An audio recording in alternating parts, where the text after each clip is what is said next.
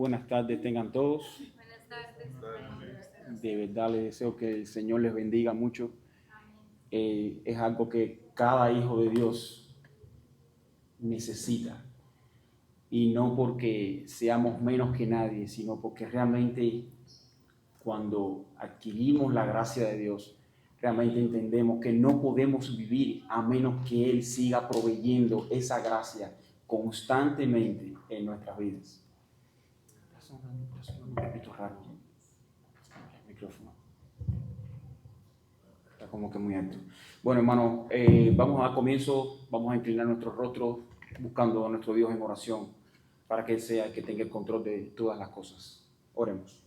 Señor y Padre que moras en los cielos, te damos gracias en esta tarde, Señor, donde tú, Dios mío, bendices con tu espíritu, tú nos guías, nos has traído con salud, nos has traído, Dios mío, con paz, con tu amor, para que aquí compartamos, Dios mío, de la grandeza de tu palabra y de tu gracia, Señor.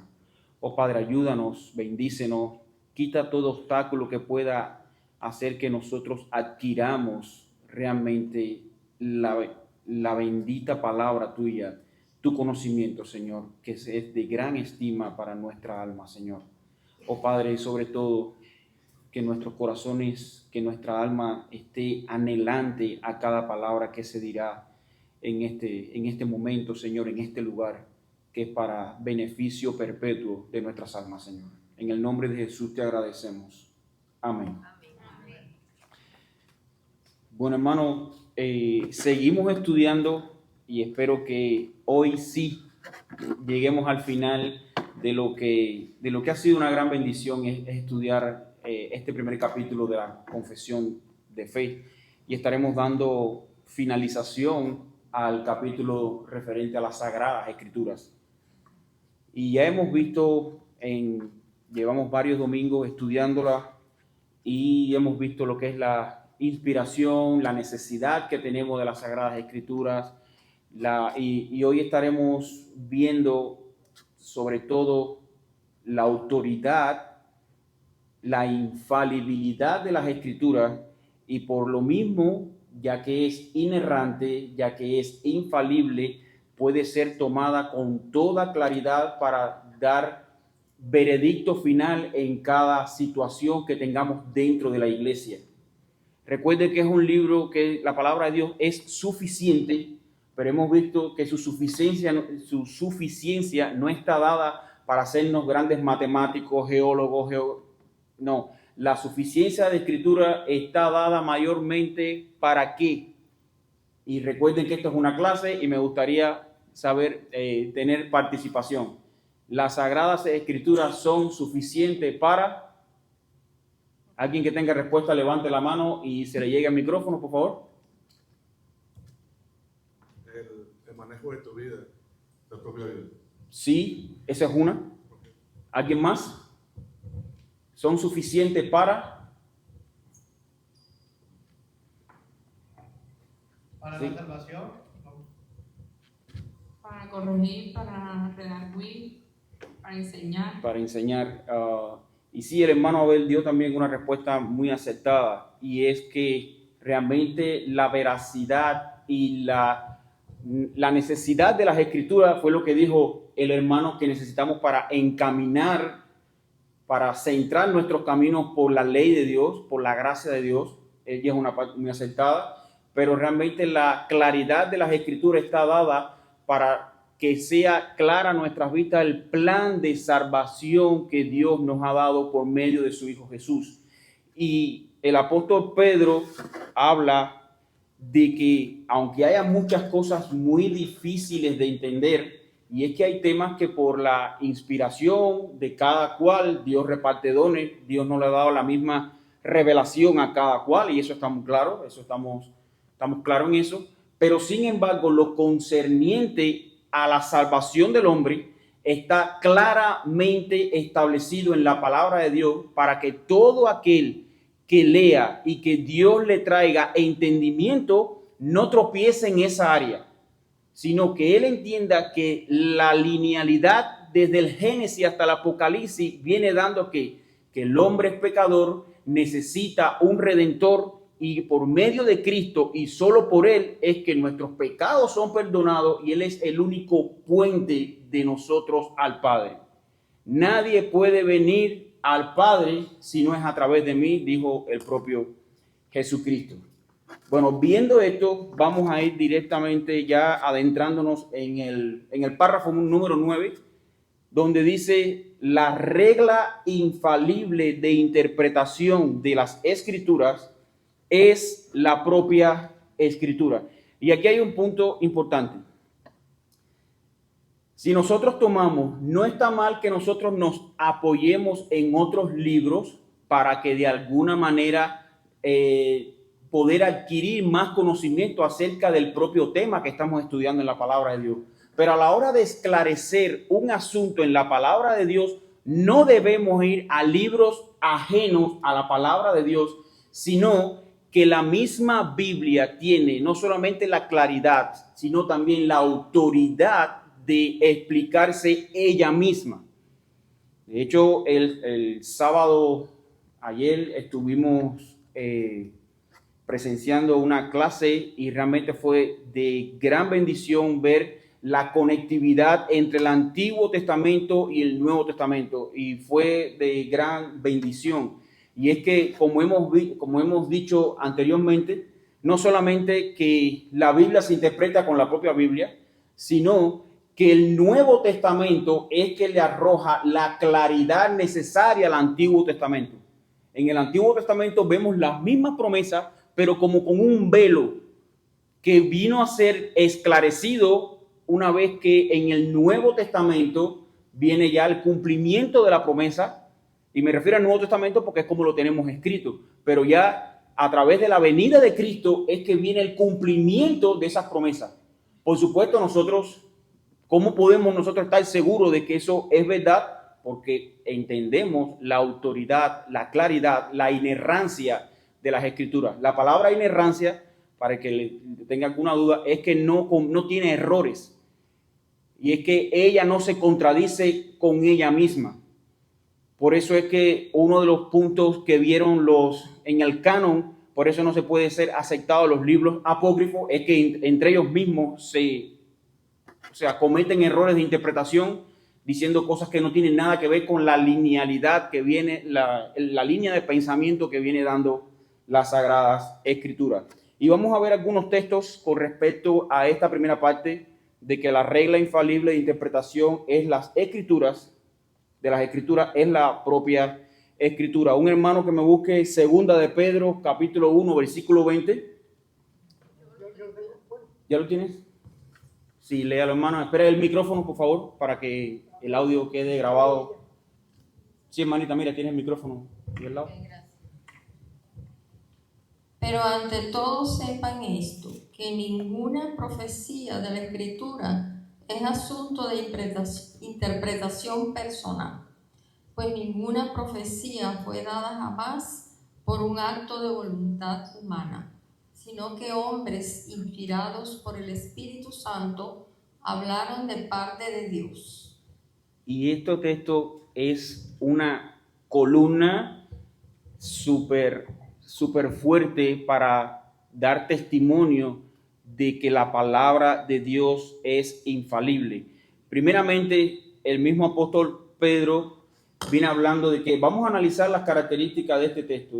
Entendiendo primero esto, que ninguna profecía de las Escrituras es de interpretación privada. O sea, nadie se puede levantar, no, porque esto solamente me lo dijo Dios a mí. No, si no viene, ¿y cómo probamos que esto no debe ser así? Si la línea de pensamiento no aparece a lo largo de todas las Escrituras, no solamente en ese capítulo, sino que esa línea de pensamiento tiene que venir concatenada en todo el camino literal de las Escrituras. No podemos estar hablando de la salvación si solamente aparece en un texto, no, porque la salvación de Dios tenemos que esperar que una luz nos ilumine. ¿Y en qué texto? No, eso creo que lo dice en tal lado, pero no se nos lo dice en otro evangelio, no lo dice en el libro profético, no lo dice. Si no lo dice, entonces hay que entrar en duda de que realmente la interpretación de ese texto sea la correcta. Y entonces es por eso que siempre decimos primero que no se debe sacar doctrina del Antiguo Testamento, de culpa de libros históricos, y sino que la promesa que encontremos en la palabra de Dios debe estar lineal con toda la línea de pensamiento de las Escrituras. De hecho, el Evangelio, hermanos, ¿dónde fue donde primero se predicó el Evangelio? En el Génesis. Y del Génesis, a través del pacto, vemos que Dios por medio de pactos le está recordando al pueblo de Dios que va a venir un Salvador. Ellos esperaron, confiaron en la promesa, pero en Cristo está el cumplimiento de toda esa promesa linealmente establecida a través de pacto, para que el hombre entendiera de que Dios no ha fallado, que Dios no se ha olvidado de esa promesa, sino que Él por pactos le fue recordando el cumplimiento que Dios iba a tener de mandarnos un Salvador. Entonces, segundo punto que vemos aquí, pero nunca la profecía fue traída por voluntad humana. Y esto es importantísimo lo que dice Pedro en este capítulo, en este versículo 21. Pero dice, pero nunca, o sea, ninguna profecía que encontramos en las Escrituras ha venido porque a alguien se le ocurrió. Él dijo, no, yo creo que esto se acomoda mejor si lo decimos de esta manera. No, dice, porque nunca la profecía fue traída por voluntad humana, sino que los santos hombres de Dios, primeramente santos hombres. ¿Qué significa la palabra santo? Apartado, separado para Dios. No separado de Dios, sino apartado para Dios. O sea, no es todo el mundo, es alguien que celosamente Dios ha escogido para eso. Primeramente, habiendo escogido el santo, Dios dice que sino que los santos hombres de Dios hablaron siendo inspirados por el Espíritu Santo. No fue su gran idea, no fueron los universitarios de la época, sino fueron hombres que fueron inspirados por el Espíritu Santo. Esa es la gran diferencia que podemos encontrar en otros escritos con respecto a la palabra de Dios. Y es que hay veces que hay autores muy buenos, pero tenemos que analizarlos con pinzas. ¿Por qué? Porque están dados a que sean errantes, a que se pierdan en algún punto de interpretación. Pero sin embargo, para eso Dios nos dejó sus sagradas escrituras, para que sea el maestro más erudito, el más estudiado, el que supuestamente esté más iluminado, si no dice conforme a las sagradas escrituras, hermano, tenga toda la potestad de decirle, hermano, perdóneme, usted está en un error, porque las sagradas escrituras hablan de otra cosa diferente. Exacto. Pero ¿qué es lo que hace que esté equivocado o no? La autoridad de las sagradas escrituras. Y esto es como un tipo de aplicación, hermanos, que debemos entender cuando estudiamos la palabra de Dios. Toda la reforma que podamos hacer nosotros en la iglesia no es por voluntad nuestra, no es por voluntad de que a algún hermano no le gustó lo que está haciendo, porque esto se ve mejor. No, es porque la palabra de Dios lo dice. Y cada cambio, cada argumento, cada movimiento que vayamos a hacer entre la liturgia de la predicación, en la liturgia de llevar el tiempo para Dios, debe estar plasmado, debe estar anclado en la palabra de Dios.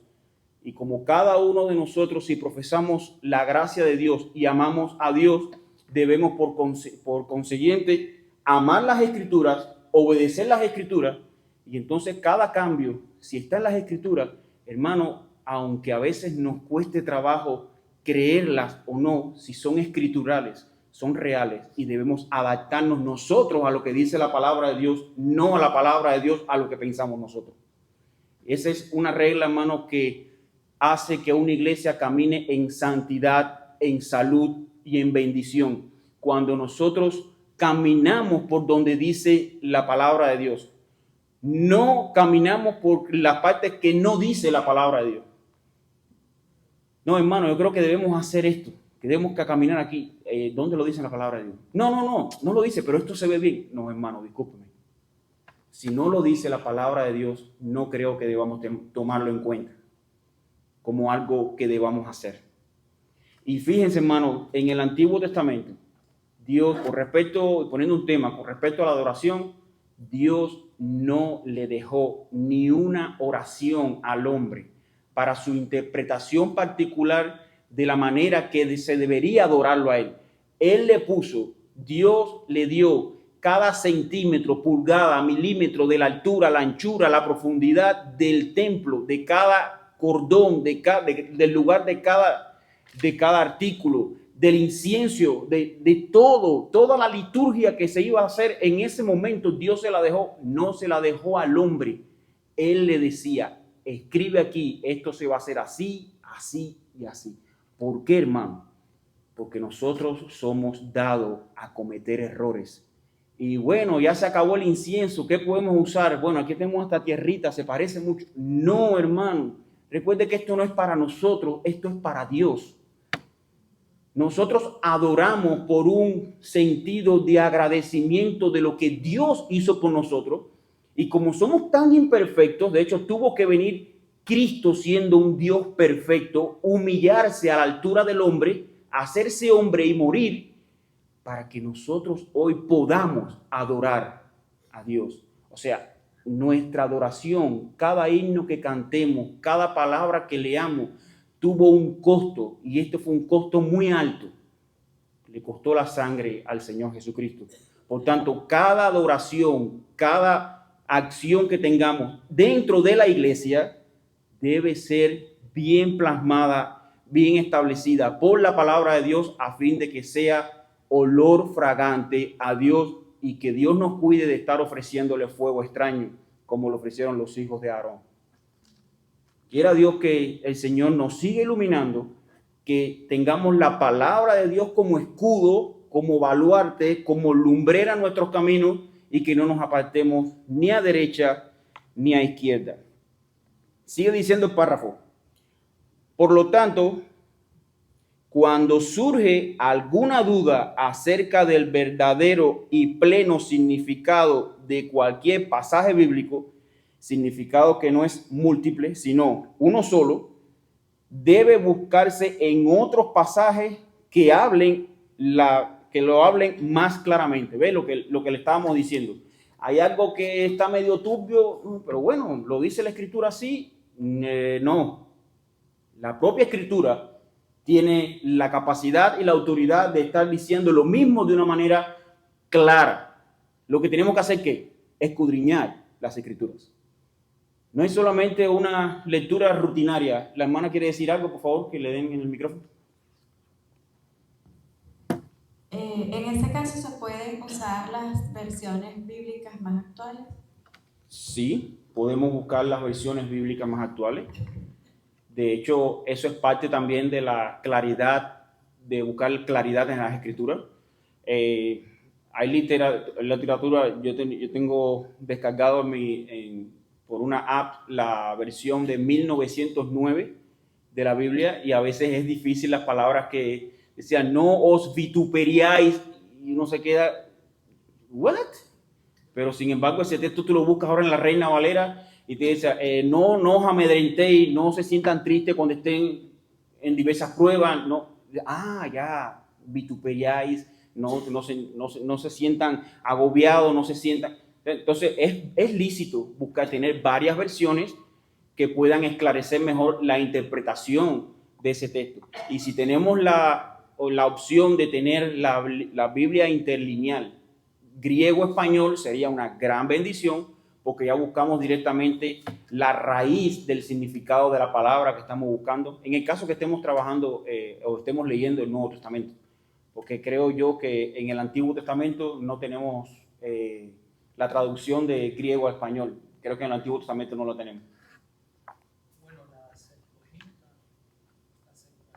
es la traducción al griego. La traducción al griego del Antiguo Testamento. Ok. Inclusive eso lo usó. Sí, exactamente. Fue la Biblia que citó esos textos de la Septuaginta, fue lo que Dios usó para dar la veracidad de la palabra de Dios. Una cosa, hermano. En cuanto a lo que está diciendo el hermano de usar diferentes versiones de la Biblia, eso está muy bien. Pero mi consejo es que nosotros no dejemos las versiones formales. Las versiones formales son, como decir, la Biblia de las Américas, la Reina Valera 1960, también hay algunas traducciones más modernas de la Reina Valera. No las dejemos porque ellas son versiones más apegadas al original en que se escribió la palabra de Dios. Entonces, versiones, por ejemplo, como la Nueva Traducción Viviente, es buena, yo la uso, pero yo he visto que algunas veces la interpretación que le dan no es tan fidedigna.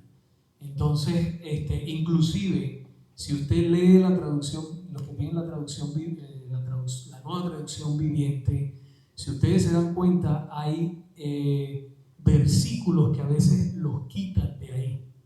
Y entonces te ponen una nota bajo al calce donde te dice este versículo no estaba en algunos de los originales. Entonces eso hay que tener cuidado. Yo uso, a mí me gusta la Reina Valera y me gusta también la Nueva Biblia de las Américas o la Biblia de las Américas. Yo uso la Nueva Biblia porque entonces ya no dice vosotros, ustedes y esas cosas, pero está bien, el que use la Reina Valera a mí también me gusta. Pero entonces hay que tener cuidado, porque ellos, las traducciones informales no traducen directamente del texto original bíblico, sino que ellos, es como decir que agarran estas traducciones formales y ellos traducen de aquí. Entonces hay que tener cuidado, o sea, usar las dos, como dice el hermano, o las varias para ver, especialmente si usted es estudioso de la palabra del Señor, que debe serlo, use la nueva, cuando no entienda algo de la Reina Valera o de la Nueva Biblia de las Américas, entonces usted va allí, pero siempre con ese cuidado. No se despeguen de las traducciones formales. Sí, tiene razón, eso es un punto. Quería hacer también un hincapié sobre eso. Espera un motivo que te llegue el micrófono, hermano, para que quede grabado.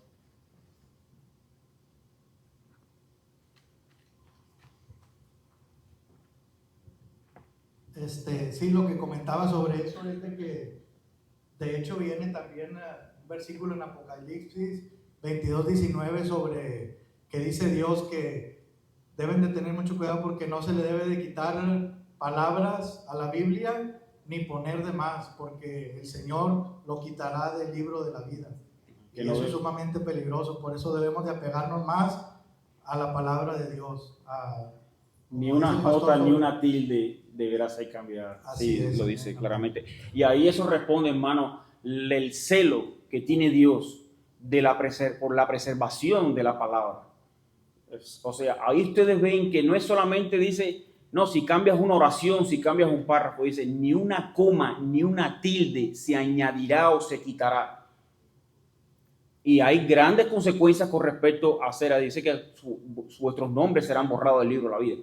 O sea, hay una gran consecuencia de ser alterada la palabra de Dios. Y como vimos en este párrafo, vimos que no solamente es un pasaje bíblico, sino que debe tener un significado que, o sea, aunque sea una sola idea, lo que estemos discutiendo y haya a nuestra vista un solo pasaje que hable de esa única idea debe estar plasmada, debe tener una linealidad de pensamiento que corresponda a lo que estemos tocando. O sea, no puede ser de que en toda la Biblia hable una cosa y nosotros estamos debatiendo otra. Entonces, si eso pasa, debemos entonces volver a leer la Biblia y volver a ver la línea de pensamiento para decirle, bueno, me parece que esto aclara más que lo que está diciendo aquí. Y entonces no enfocarnos tanto a lo que no entendemos, sino mayormente enfocando a lo que entendemos y a otros textos que arrojan claridad a ese texto oscuro que no nos está dando esa interpretación que nosotros entendamos. Como otra aplicación, hermano, como lo vimos, muchas veces cuando encontramos verdades en la Biblia y sobre todo que estemos aplicando en cambios de la iglesia, nosotros no debemos ponernos de alguna manera incómodo o furioso porque, bueno, esto lo dice la Biblia, pero esto no, hermano, lo dice la Biblia. Estamos trabajando de tal manera que si tú piensas de que eso no debe ser así, aunque la palabra de Dios lo diga, estás como que oponiéndote a la interpretación de la Biblia y por consiguiente te estás oponiendo a lo que Dios dice.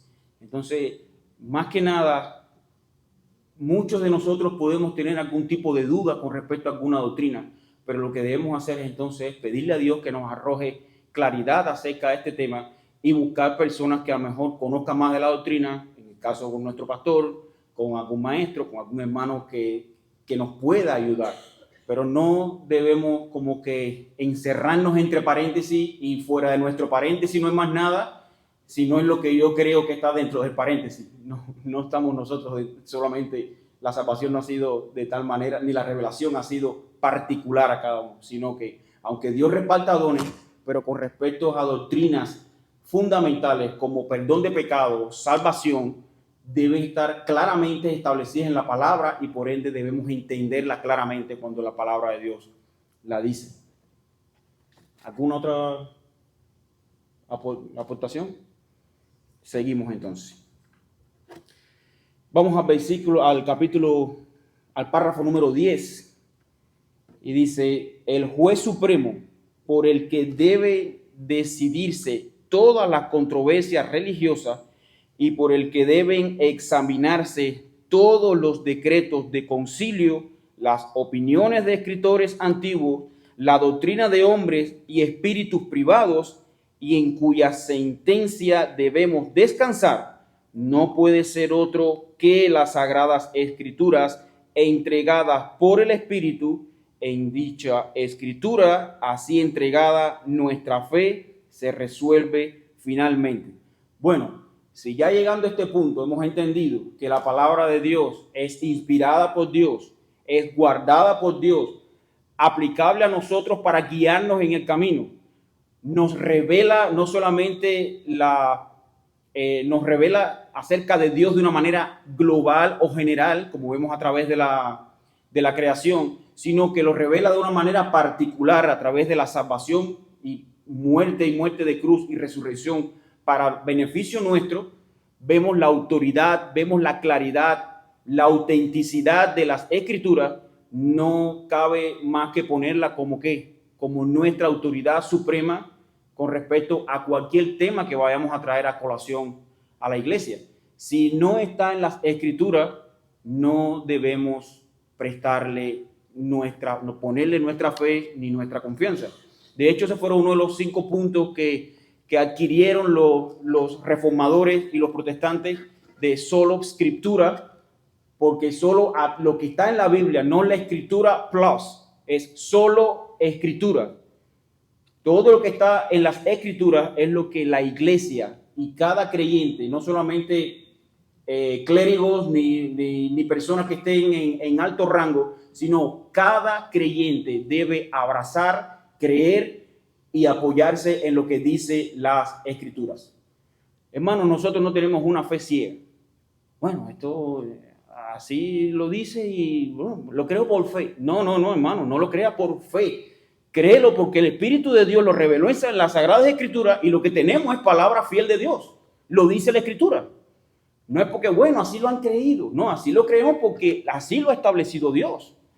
Y vemos que han habido muchos intentos por destruir la palabra de Dios, pero aún Dios siempre levanta hombres fieles que temen por nada su vida y han dado su vida ¿para qué? Para guardar su palabra. Ha sido así como ha sido Dios preservador de la Sagrada Escritura. Hombres han dado su vida, han derramado sangre, pero la que tenemos es una traducción correcta de la palabra de Dios, inspirada por Dios. No tenemos un libro de cuentos, no tenemos un libro donde aquí se acumulan ciertas doctrinas. No, aquí tenemos la palabra exacta, inspirada y suficiente para obtener la salvación.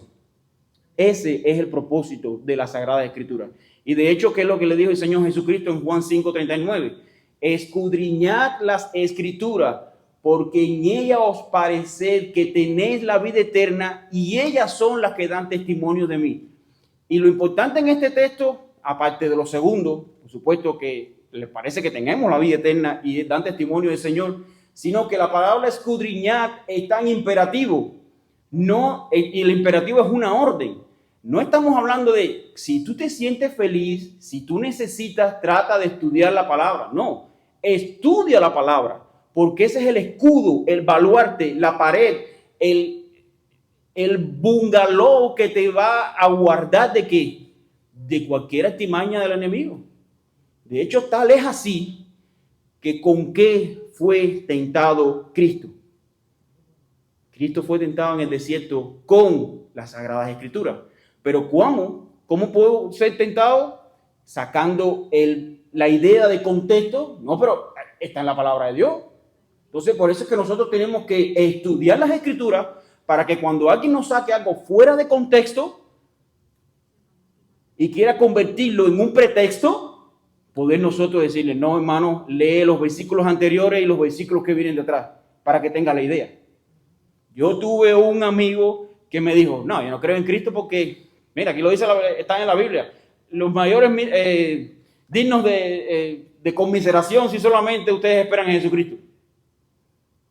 Lee más adelante, pero si Cristo no hubiera resucitado, no tuviéramos entonces, sí, si Cristo hubiera muerto, pero no hubiera resucitado, sí fuéramos los mayores dignos de conmiseración. Ah, bueno, léeme desde el principio y termíname hasta el final.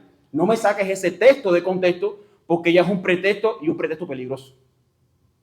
Un pretexto que ataca directamente la deidad del Señor Jesucristo.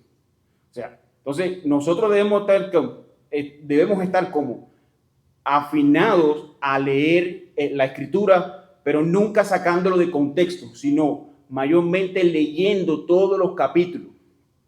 Y como otra aplicación, muchas veces en nuestras Biblias, hermanos, tenemos cortes en los capítulos con títulos en negritas. Muchas veces no deberíamos parar la lectura en donde dice ahí y quedarnos con la idea que nos está diciendo la negrita. ¿Por qué? Porque te corta la idea y al leer ese título como que te cambia la interpretación de la línea de pensamiento que viene diciendo ese capítulo.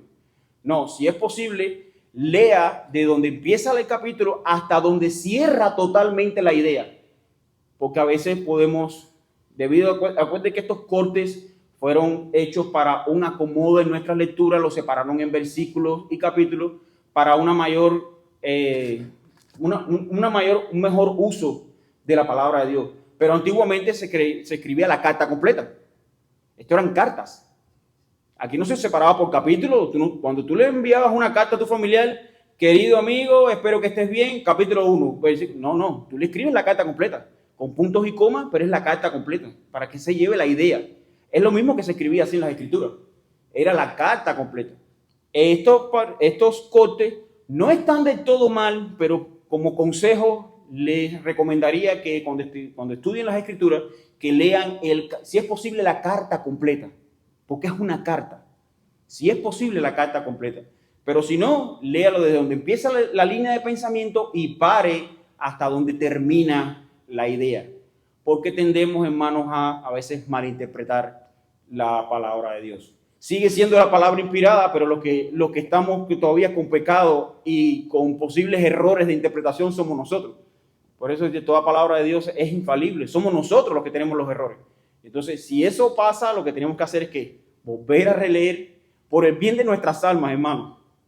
Volvamos a releer lo que acabamos de leer para adquirir la interpretación correcta de las Escrituras.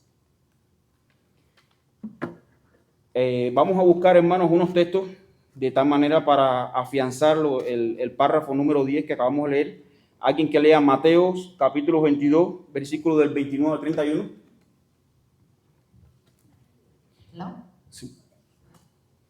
Jesús contestó: el error de ustedes es que no conocen las Escrituras y no conocen el poder de Dios. Pues cuando los muertos resuciten, no se casarán ni se entregarán en matrimonio. En este sentido, serán como los ángeles del cielo. Ahora bien, en cuanto a si habrá una resurrección de los muertos, ¿nunca han leído acerca de esto en las Escrituras? Mucho después de que Abraham, Isaac y Jacob murieran, Dios vino. Lo leo también. Hasta 31. Hasta 31, sí. Porque en el 72 está lo que dijo Dios. Ya. No, pero bueno, la idea, lo que viene diciendo, está claro en esos textos. Ajá. Que dice, ¿por qué ustedes cometen estos errores? porque no conocen las Escrituras. O sea, ese es el ABC de los errores y de librarnos de malas interpretaciones, escudriñando las Escrituras. Alguien, hermano, si no tienen comentario, alguien que pueda leerme Efesios capítulo 2, versículo 20. Efesios 2, versículo 20. ¿Algún hermano? Y otro que vaya buscando Hechos 28, versículo 23. Efesios 2:20. Edificados sobre el fundamento de los apóstoles y profetas, siendo la principal piedra del ángulo Jesucristo mismo. Exactamente. Y de hecho, primeramente habla de los apóstoles y los profetas. ¿Y qué era lo que traían? ¿Qué era lo que traían los profetas? Mensaje de Dios, palabra. Dice Dios, o sea, palabra de Dios. ¿Qué fue lo que hicieron los apóstoles? Poner la base de ¿qué? De lo que Dios había dicho. O sea, siempre ha sido por la palabra de Dios. El fundamento de nuestra fe no está dado por interpretaciones de otras personas, sino otras personas que fueron inspirados por Dios y guardaron la palabra de Dios para fundamento de las Escrituras. Y de este mismo, o sea, del mismo Jesucristo, como fueron los apóstoles, que ellos adquirieron la palabra del mismo Dios. No fue de otra fuente, sino fue el mismo Dios hablándoles a ellos. Hechos capítulo 28, versículo 23. Sí. Y habiéndole fijado un día, vinieron en gran número a donde él se alojaba. Desde la mañana hasta la tarde les explicaba, testificando fielmente sobre el reino de Dios, procurando persuadirlos acerca de Jesús, tanto por la ley de Moisés como por los profetas. Exactamente. Él estaba intentando persuadirlo, pero ¿a través de qué? De la ley de Moisés y los profetas. Hermano, realmente la clase es muy corta, pero a modo de aplicación creo que este primer capítulo era fundamental en el estudio de la confesión de fe, porque a partir de aquí toda enseñanza que se expondrá ya sabremos que no es algo inventado, sino que tenemos dos opciones, tenemos dos responsabilidades aquí. Estudiar el resto de las doctrinas que vienen a través de este libro, pero nunca poniéndola por encima de este libro. Esto siempre va a ir así como la ilustración que nos dio el hermano Javier Molano cuando dijo, esto simplemente apoya lo que dice esto. No es que este libro sea, de hecho, imprescindible para creer lo que dice la palabra. No, esto es simplemente una herramienta muy útil para darle apoyo y credibilidad aún más de lo que dice la Escritura. De hecho, la Escritura no necesita más credibilidad. Ya sabemos la credibilidad de ella, que es por el mismo Espíritu Santo. Pero ahora, a partir de ahora, todo lo que veremos concernientes a doctrinas, como ahora entraremos en un capítulo excelente que se llama Dios y la Santa Trinidad, o sea, que es algo que vamos a estar viendo parte de la grandeza inescrutable de Dios, pero debemos asentar las bases que vamos a seguir estudiando en la confesión de fe. Y es que todo esto lo que dice es lo que este libro, inspirado por Dios, dice. Entonces, si alguien más tiene algún comentario. Sí, hermano, aquí que le llegue el micrófono.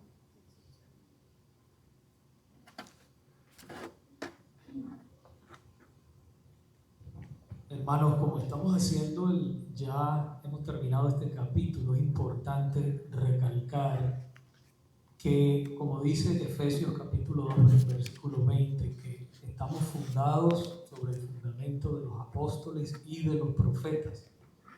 Tenemos toda la revelación ya en este momento, en estos 66 libros de Génesis y Apocalipsis, tenemos toda la revelación que nosotros necesitamos. Así que tenemos que tener cuidado cuando venga gente, mira que el Señor me dijo que te dijera esto.